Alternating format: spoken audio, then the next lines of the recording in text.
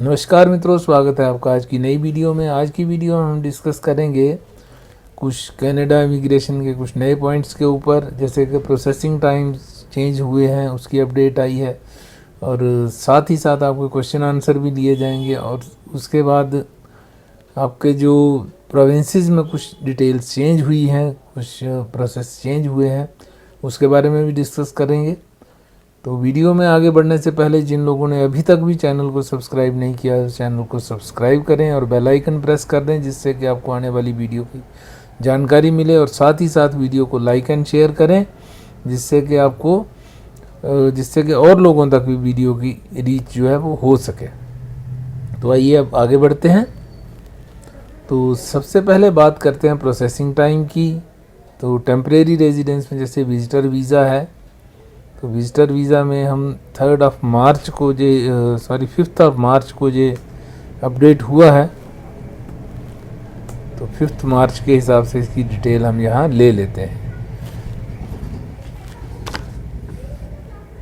तो 105 डेज है visitor visa का। पहले 114 था, तो कुछ कम हुआ है। विजिटर वीज़ा ये फ्रॉम इंडिया था और इनसाइड कनाडा से है 18 डेज।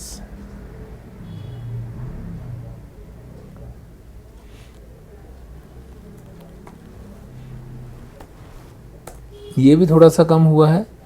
और विजिटर एक्सटेंशन जो है 125 डेज, थोड़ा सा बड़ा है, उसी रेंज में चल रहा है, कुछ ज़्यादा फर्क नहीं है उसमें। नेक्स्ट है super visa from India. Super visa में 128 डेज था पिछली बार, अब हो गया है 125, ऊपर 116 था, ये इसका था और इसका था 116 डेज। तो ये वही था, 119 पहले था, अब 116 हो गया। ये 128 था तो 125 हो गया। इसी तरह study permit from India 15 weeks पहले था, अभी भी 15 वीक्स है, कोई चेंज इसमें नहीं है। और इनसाइड कनाडा में 3 वीक्स चल रहा है, तो इसमें अभी भी 3 वीक्स का टाइम है। Work permit from India 20 weeks का है, तो वर्क परमिट फ्रॉम इंडिया जो है अभी भी 20 वीक्स का ही है, कोई इसमें चेंज नहीं आई है। Work permit from Canada initial and extension जो है 114 डेज का है, कोई मेजर चेंज इसमें भी नहीं है, वही था ऑलमोस्ट। जो भी हर कैटेगरी में कोई चेंज नहीं है, जो पुराना था वही अभी भी है। हल्का फुल्का चेंज सब में दिख रहा है, बट बहुत ज़्यादा कोई चेंज नहीं आई है।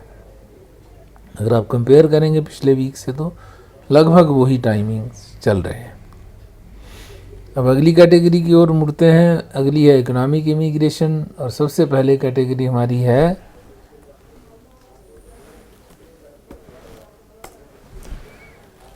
AIP, Atlantic immigration programme. तो इसमें 9 मंथ्स चल रहा था, अब 10 मंथ्स हो गया, तो थोड़ा सा 1 महीना टाइम इसका और इंक्रीज़ हो गया। CEC 5 मंथ्स चल रहा है, अभी भी 5 मंथ्स ही है, कोई चेंज इसमें नहीं है। फिर है PNP विद एक्सप्रेस एंट्री। जो एक्सप्रेस एंट्री के थ्रू जो फाइल्स लगती हैं PNP की, उसका प्रोसेसिंग टाइम भी थोड़ा सा बढ़ गया है, 7 मंथ्स हो गया है। और PNP जो विदाउट एक्सप्रेस एंट्री है, जो डायरेक्ट PNP की फाइल लगाते हैं, उसका है 21 मंथ्स ही है अभी भी। 21 मंथ्स मतलब ये कि 2 साल के करीब इसका टाइम है। फिर है स्किल्ड वर्कर्स फेडरल, 6 मंथ्स का था पहले, अब 5 मंथ्स हो गया। थोड़ा सा टाइम डिक्रीज़ हुआ है, क्योंकि नए ड्रा वगैरह नहीं निकल रहे हैं, तो इसलिए भी थोड़ा सा फ़र्क इसमें पड़ा होगा। स्किल ट्रेड का कोई डाटा नहीं, क्योंकि ड्रा ही नहीं आए हैं बड़े दिनों से। स्किल्ड वर्कर्स क्यूबेक का 9 मंथ्स ही चल रहा है, पुराना ही है, कोई चेंज इसमें नहीं है। नेक्स्ट बात करते हैं स्टार्टअप वीज़ा की। 40 मंथ्स ही है, इसमें भी कोई चेंज नहीं है, एज इट इज़ ही चल रहा है 40 मंथ्स का। अब अगली कैटेगरी पे चलते हैं। अगली है फैमिली स्पॉन्सरशिप स्ट्रीम जो है, उसमें देखते हैं spouse and common law partner.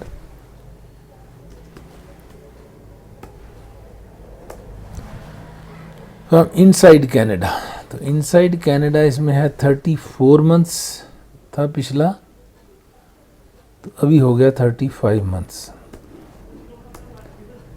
इसी तरह आउटसाइड, ये फॉर क्यूबेक था, ये आउटसाइड क्यूबेक के लिए है 24 मंथ्स,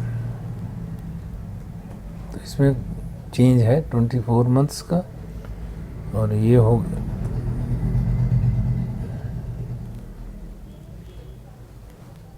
24 मंथ्स, 28 से 24 आ गया, 4 महीने कम हुआ है, अच्छी बात है। नेक्स्ट आता है spouse and common law partner outside Canada से कोई अप्लाई करते हैं, तो वो क्यूबेक के लिए 36 मंथ्स था, तो अभी 35 मंथ्स हो गया है, और ये 10 मंथ्स के बजाय 11 मंथ्स हो गया, तो उसमें 1 महीना कम हुआ, इसमें 1 महीना बढ़ गया आउटसाइड क्यूबेक वालों के लिए। Dependent child from India 9 months है इस बार, पहले भी 9 ही है, कोई चेंज इसमें नहीं है। और इनसाइड कैनेडा जो है वो 10 मंथ्स ही है, इसमें कोई चेंज नहीं है। नेक्स्ट है parents and grand parents from India अगर अप्लाई करते हैं तो 48 मंथ्स,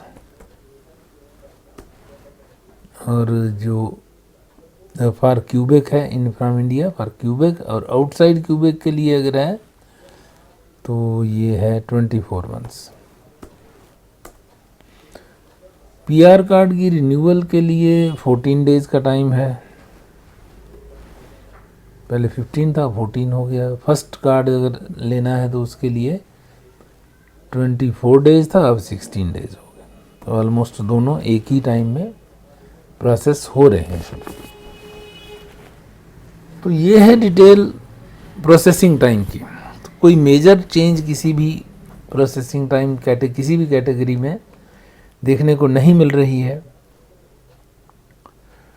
तो एक्चुअली क्या हुआ कि फाइलें तो कम हुई हैं, लेकिन आईआरसीसी ने स्टाफ कम कर लिया, तो स्टाफ कम कर लिया तो प्रोसेसिंग टाइम वहीं का वहीं अटका हुआ है। अब अगली बात करते हैं, जो प्रोविंशियल प्रोग्राम्स हैं उनकी बात कर लेते हैं। तो न्यू ब्रंसविक ने 2 पाथ्स जो हैं अभी पीआर के लिए जो ओपन किए हैं। अब उसके क्या हैं 2 पाथ्स, क्या क्या हैं? Employment in has opened application intake for the following express entry aligned pathways.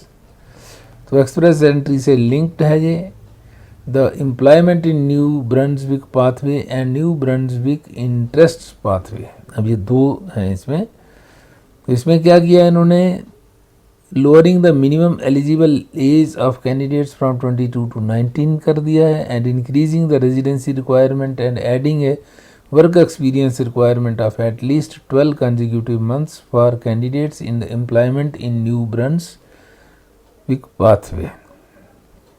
March 5 will mark the first intake of these pathways in 2025 after NBPNP made significant changes to its immigration streams in response to drastic cuts of its provincial nominee allocation. Allocation हो गई इनकी आधी, सभी provinces की हुई वैसे तो उसके रिस्पांस में इनको सारा ये मॉडिफाई करना पड़ा। तो क्या क्या एलिजिबिलिटी कंडीशंस इसमें है ये देखिए यहाँ पे। अब पहले 5500 थी, अब 2750 हो गई है। इसमें अब इनका है कि NBPNP में 1500 एलोकेशंस करेंगे और AIP में 1250 कैंडिडेट्स को लेंगे। तो एलिजिबिलिटी आइए देखते हैं। अब एलिजिबिलिटी क्राइटेरिया क्या है।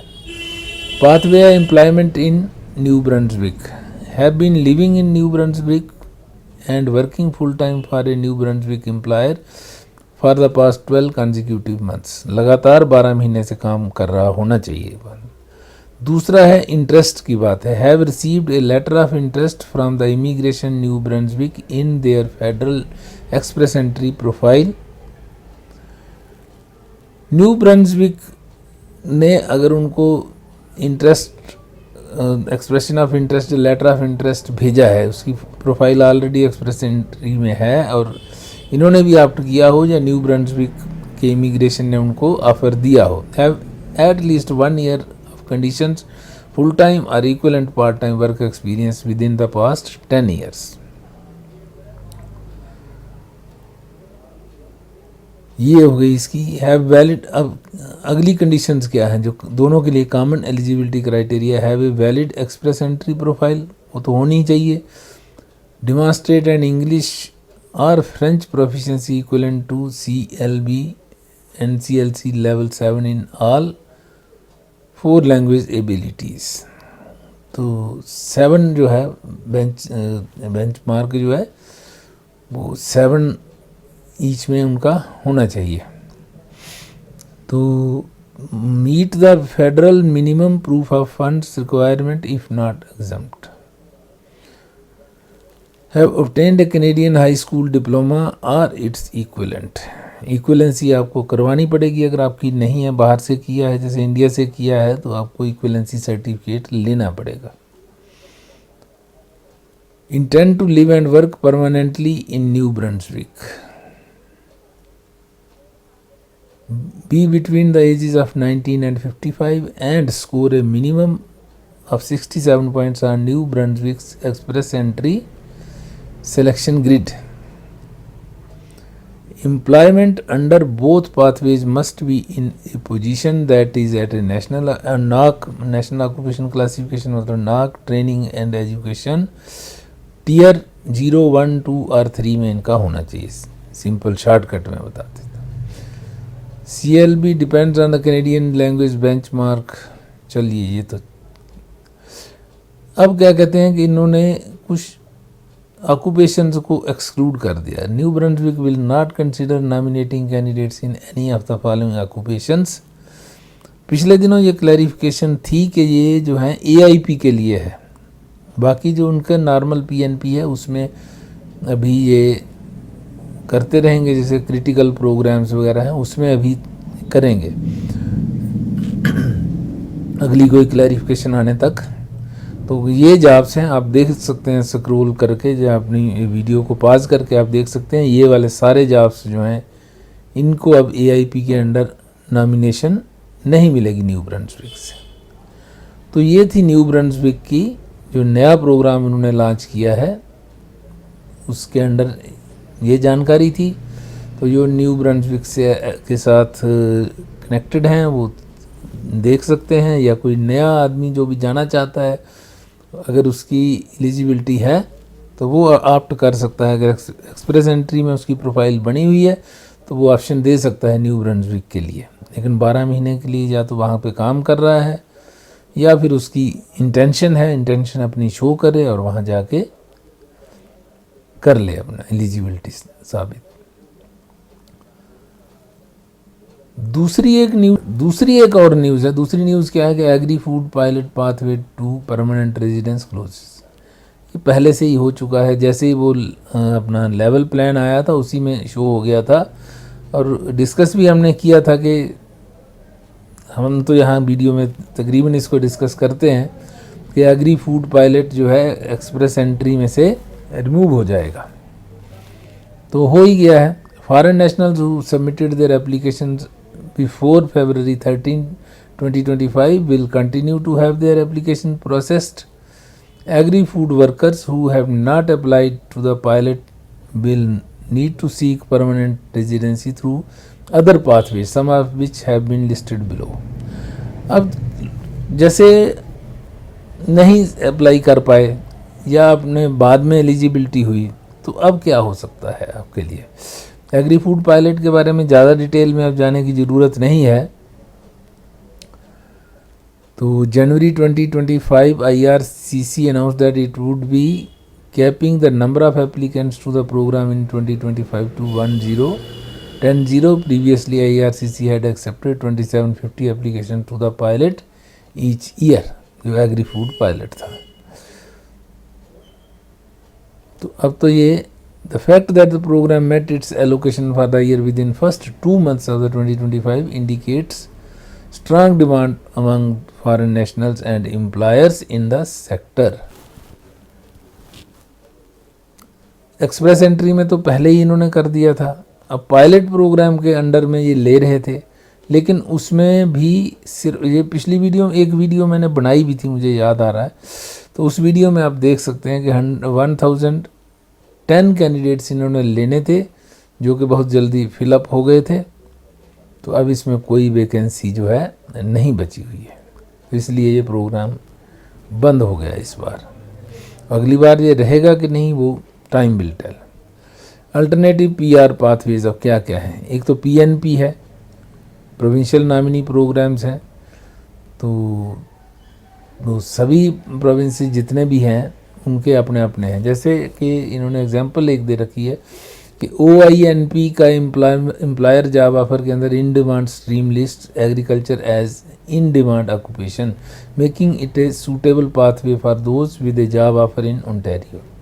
अगर ओंटारियो में आपको एग्रीकल्चर रिलेटेड जॉब ऑफर है तो आप इसमें अप्लाई कर सकते हैं। दूसरा है rural community immigration pilot RCIP, तो इसके अंडर भी 14 कम्युनिटीज़ हैं जो कि आपको नॉमिनेट कर सकती हैं अगर उनकी रिक्वायरमेंट है एग्रीकल्चर फील्ड में। आप वहाँ पे आप देख लीजिए कौन कौन सी कम्युनिटी है, और अगर आपका रीच वहाँ तक है आप अप्लाई करिए, बात करिए, फ़ोन करिए, कुछ भी करिए, तो पता कीजिए कि आपका जो जॉब प्रोफाइल है वो मैच करती है कि नहीं करती। तो अगर वहाँ से कोई रिप्लाई आता है तो आप उसमें अप्लाई कर सकते हैं, तो एलिजिबिलिटी आपकी बन जाएगी। उसके बाद है फिर एक्सप्रेस एंट्री, तो है ही है, जो भी लेना चाहो एक्सप्रेस एंट्री में, जैसे Canadian experience class, federal skilled workers program और फेडरल स्किल्ड ट्रेड्स प्रोग्राम, ये 3 कैटेगरीज मेन इनकी हैं, मेन कैटेगराइजेशन है। और वैसे हम देखें तो CEC, PNP, और अब तो कैटेगरी वाइज भी कर दिया है, जैसे फ्रेंच लैंग्वेज वगैरह वगैरह, वो जो हैं 4-5 कैटेगरी रोज़ हम डिस्कस करते हैं, तो आज ज़्यादा डिटेल में हम नहीं जाएंगे। मेन कैटेगराइजेशन जो है इसी के अंडर में वो दूसरी कैटेगरीज भी इन्होंने बना दी हैं, तो इसमें भी आप ऑप्शन ले सकते हैं। उसके बाद AIP प्रोग्राम है, अटलांटिक इमिग्रेशन प्रोग्राम, इसमें ये प्रोविंसेस हैं 4, new Brunswick, Newfoundland and Labrador, Nova Scotia and Prince Edward island. तो इन 4 प्रोविंसेस जो हैं ये AIP के थ्रू भी लेते हैं, तो आप ट्राई कर सकते हैं अगर आप इनमें इंटरेस्टेड हों। तो ये सारी जानकारी है कि अगर आपके पास एग्री फूड वाला अगर बंद होता है, अगर आपके पास वो ऑप्शन जाती है, तो आपके पास और कौन सी ऑप्शंस हैं। तो ये सारी ऑप्शंस आपके साथ डिस्कस कर दी हैं।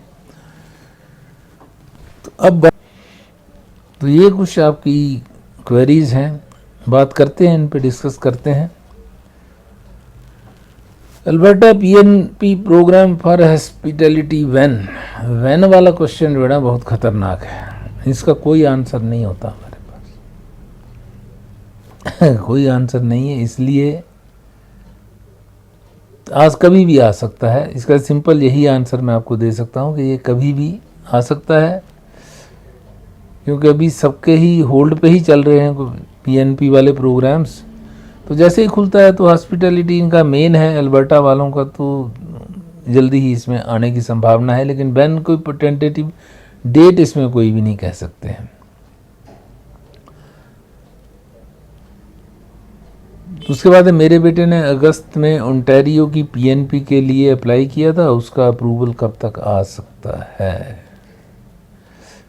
अभी PNP ओंटारियो ने कोई भी ड्रा नहीं निकाला है, अगर आपका स्कोर अच्छा है तो हो सकता है पहले ड्रा में ही नंबर आ जाए, तो अभी आएगा, वैसे तो जल्दी ही आने की संभावना है।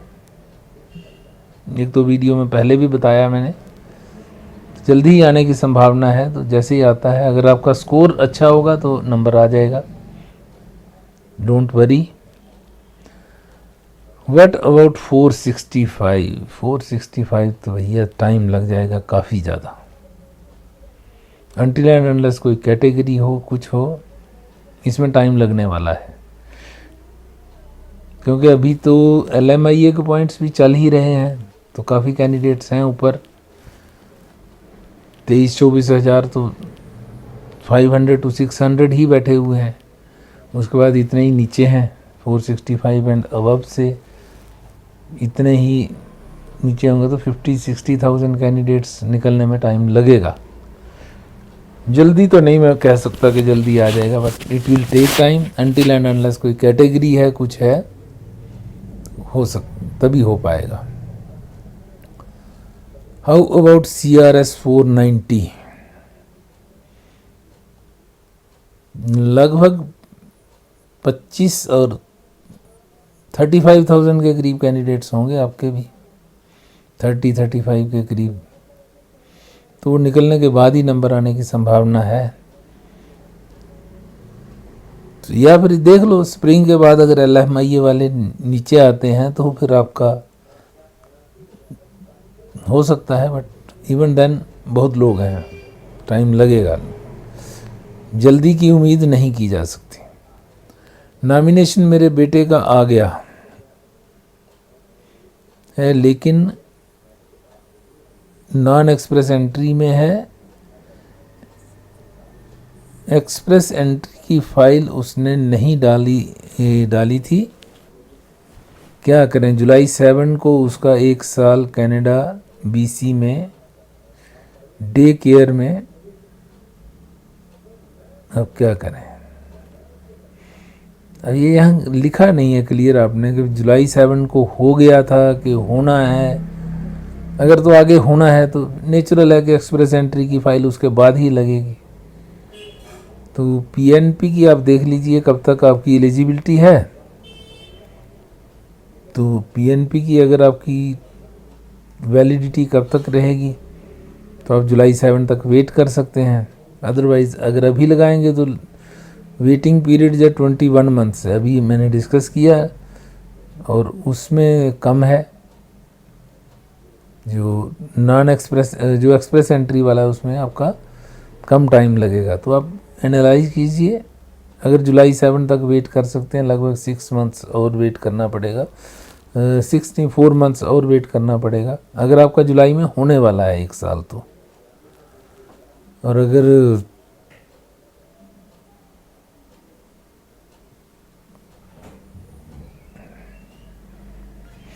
अगर अभी लगा देते हैं तो 21 मंथ्स तक आपको वेट करना पड़ेगा, लगभग 2 साल मान के चलो, 2 साल में प्रोसेस होगी आपकी फाइल। तो ये आपको डिसीजन करना है। My son is Canada and his CRS is 480. He is doing job in Canada since last 7 months. What is the chance of my son? Score 480 है, 7 महीने हो गए। एक्सप्रेस एंट्री फाइल लगा दीजिए, अगर 1 साल का एक्सपीरियंस हो जाता है, अगर पहले का है तो लगा दीजिए। अगर पहले का एक्सपीरियंस और फाइल लगाई हुई है तो 480 में थोड़ा सा टाइम लगेगा। जैसे ऊपर मैंने बताया 490 वाले का भी लगेगा, 480 वाले का भी लगेगा, उससे ज़्यादा लगेगा, नेचुरल है।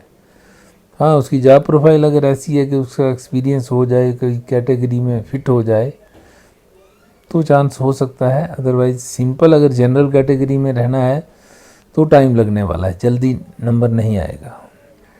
If he tries to be around 488 to 91,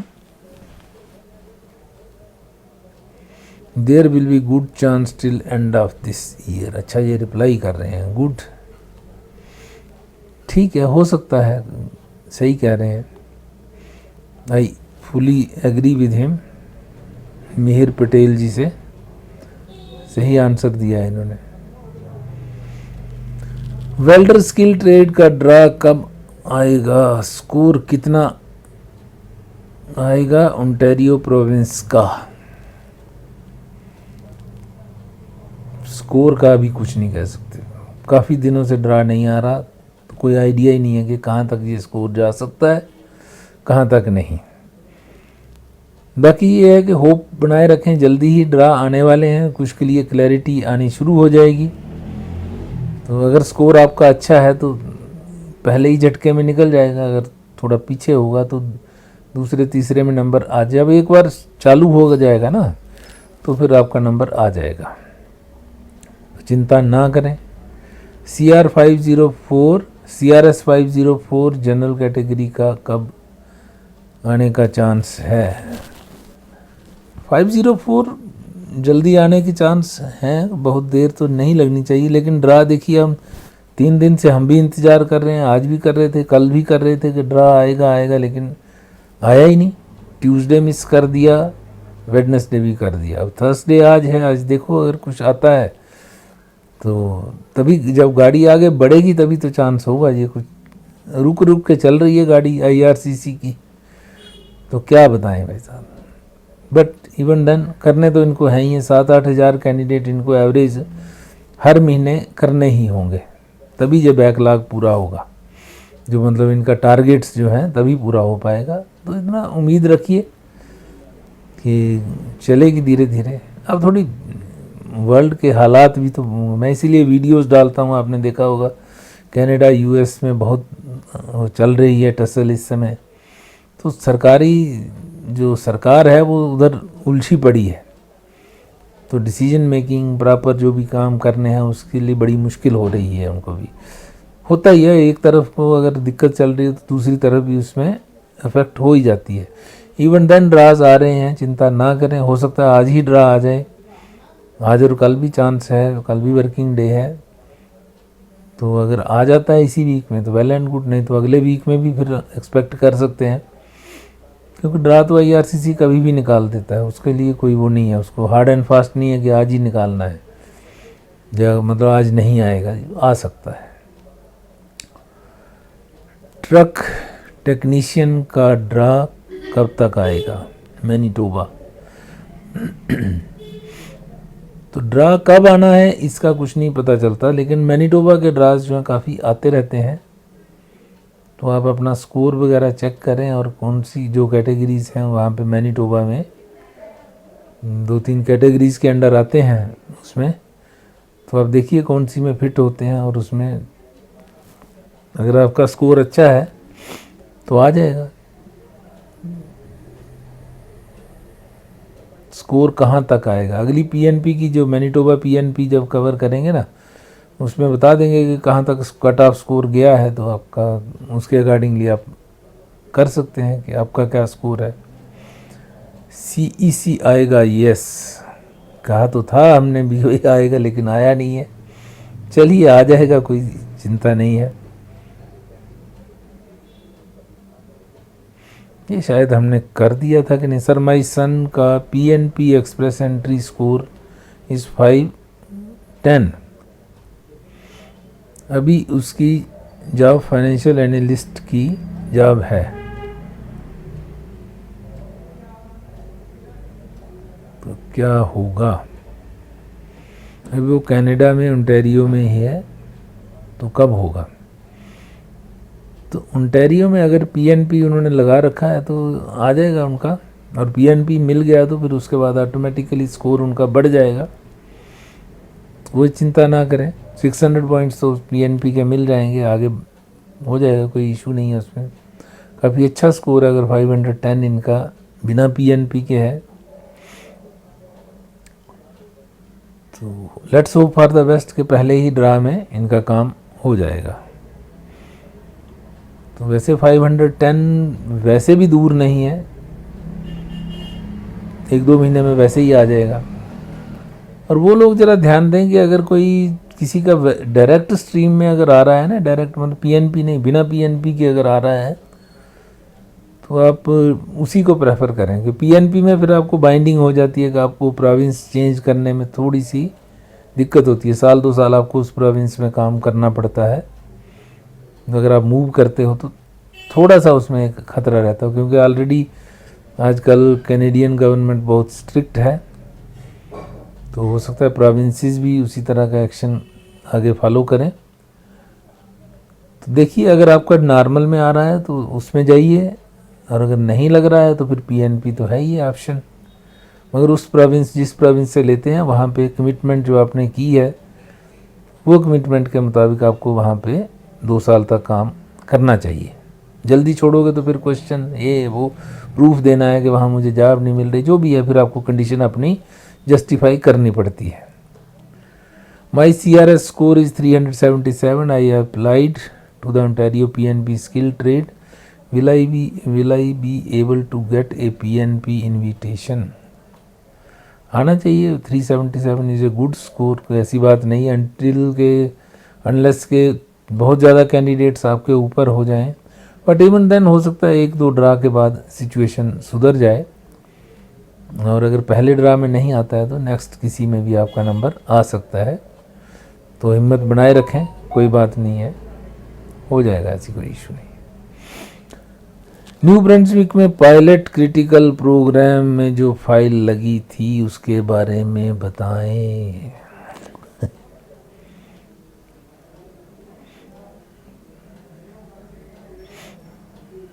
मार्च में अब शुरू हो जाएगा आपका, तो कुछ दिनों की बात है, आप पेशेंस रखें।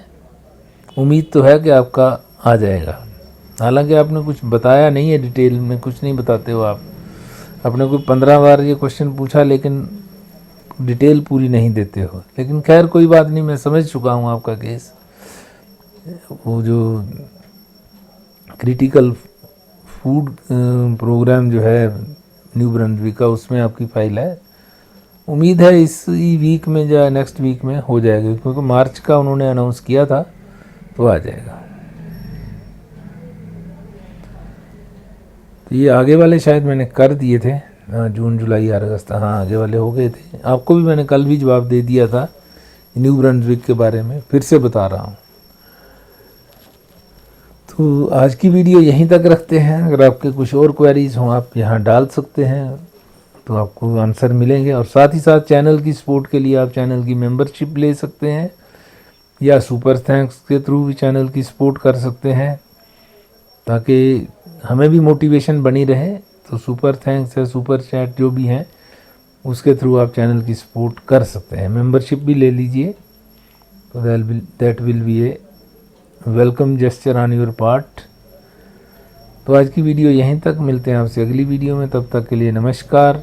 अगर चैनल को अभी तक भी सब्सक्राइब नहीं किया तो प्लीज़ चैनल को सब्सक्राइब करें और बेल आइकन भी प्रेस करें, जिससे आने वाले वीडियो की जानकारी आप तक जल्दी पहुंच जाए। और साथ ही साथ वीडियो को शेयर भी कीजिए, जिससे कि और लोगों तक भी जानकारी पहुंचे और सब्सक्राइबर भी हमारे इंक्रीज़ हो सकें। तो क्योंकि चैनल की ग्रोथ होगी तभी हम मोटिवेट रहेंगे इस चैनल में आपकी सपोर्ट करने में। तो thanks for watching, have a nice time, see you again in the next video.